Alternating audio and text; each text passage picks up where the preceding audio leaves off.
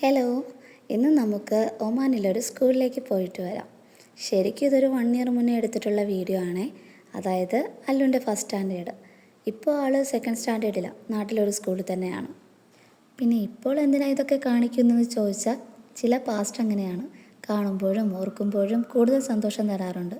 അങ്ങനെയുള്ള പാസ്റ്റ് നമ്മളെന്നും കീപ്പ് ചെയ്യണം എന്നാണ് എൻ്റെ ഒരിത്. ഇനി മാറ്ററിലോട്ട് വരാം. ഇന്ന് വെറുതെ പോകുന്നതല്ല, സ്കൂളിൽ ഇന്ന് ഓപ്പൺ ഹൗസ് മീറ്റിംഗ് ആണ്. ഇവിടെ സ്കൂൾ മീറ്റിംഗ് പോലും നമുക്ക് ടൈം ഷെഡ്യൂൾ ചെയ്തിരിക്കും. അതായത് ഒരുപാട് ക്രൗഡ് ആകാതിരിക്കാൻ ഓരോ സ്റ്റുഡൻസിനും ഡിസൈഡ് ചെയ്തിരിക്കുന്നൊരു ടൈം. അപ്പോൾ നമ്മളും ആ സമയത്തിന് തന്നെ എത്തിയാൽ മതി.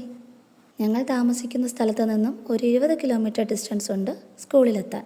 രാവിലെ അധികം ട്രാഫിക്കൊന്നും ഇല്ലാത്തതുകൊണ്ട് പെട്ടെന്ന് എത്താൻ കഴിഞ്ഞു. പോകുന്ന വഴിയൊക്കെ വളരെ പീസ്ഫുള്ളായിട്ടുള്ള അറ്റ്മോസ്ഫിയറാണ്.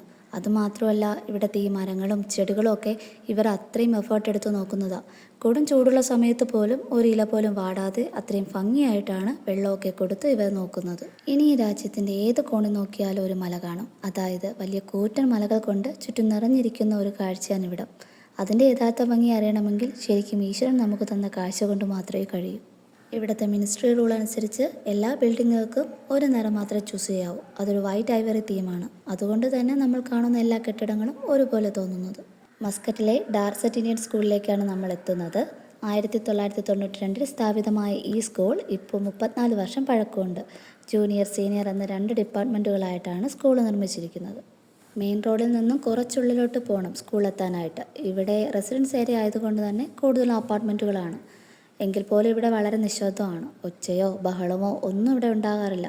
അതിനുള്ള സമയവും ആർക്കും കിട്ടാറില്ല. ഇനി വീക്കെൻഡ് ആണെങ്കിലോ അപ്പോഴും വീട്ടിലിരിക്കുന്നവർ ചുരുക്കമാണ്. ഫാമിലിയായിട്ട് വിസിറ്റ് ചെയ്യാൻ തന്നെ ഒരുപാട് പാർക്കും ബീച്ചസുകളും ഉണ്ട് ഇവിടെ.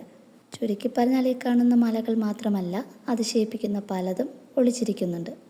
ഇപ്പോൾ അടുത്ത് കാണുന്ന ഈ റോഡിലൂടെ തിരിഞ്ഞാൽ മറ്റൊരു ഇന്ത്യൻ സ്കൂളും കാണാൻ സാധിക്കും.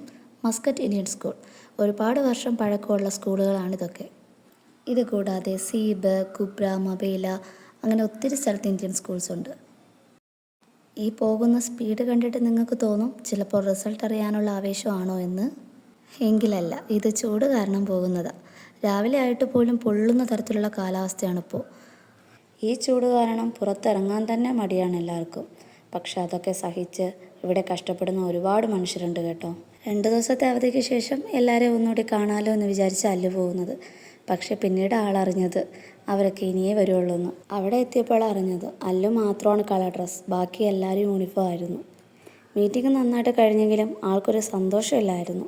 പിന്നീടാണ് പറഞ്ഞത് ബെസ്റ്റ് ഫ്രണ്ട്സിനൊന്നും കാണാൻ പറ്റിയില്ലല്ലോ അമ്മയെന്ന്. പഠിക്കുന്നതിനേക്കാൾ കൂടെ ഇരിക്കുന്നവരാണ് അവളുടെ ഹാപ്പിനെസ്. അപ്പോൾ ഇന്നത്തെ വിശേഷം ഇത്രയേ ഉള്ളൂ. Thank you.